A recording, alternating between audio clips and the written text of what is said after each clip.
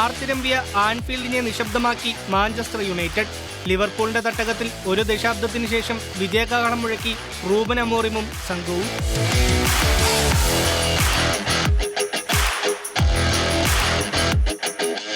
തുടർ തോൽവികളിൽ നിന്ന് കരകയറാൻ ലക്ഷ്യമിട്ടിറങ്ങിയ ലിവർപൂളിനെ ഞെട്ടിച്ച് യുണൈറ്റഡ്.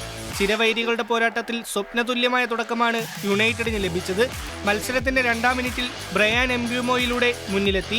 സമനില ഗോളിനായുള്ള ലിവർപൂളിന്റെ ശ്രമം 78-ാം മിനിറ്റിൽ വിജയം കണ്ടു.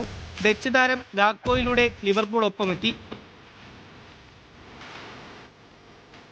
ലിവർപൂളിന്റെ പ്രതീക്ഷകൾ അധികം നീണ്ടില്ല.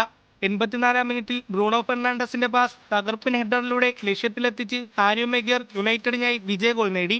ഓൾഡ് ട്രഫോർഡിലെത്തിയ ശേഷം പ്രീമിയർ ലീഗിൽ ആദ്യമായി തുടർ ജയം സ്വന്തമാക്കി അമോറിം.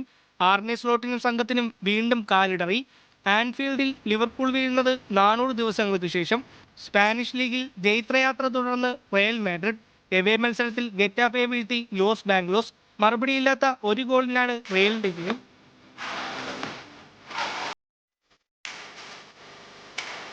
ഒരിക്കൽ കൂടി റയലിന് രക്ഷകനായി ഫ്രഞ്ച് താരം കിലിയൻ എംബാപ്പെ. ജയത്തോടെ ബാഴ്സയെ മറികടന്ന് റയൽ ലാലിഗയിൽ തലപ്പത്തെത്തി. 2 താരങ്ങൾ ചുവപ്പ് കാർഡ് കണ്ട് പുറത്തായത് ഗെറ്റാഫയ്ക്ക് തിരിച്ചടിയായി.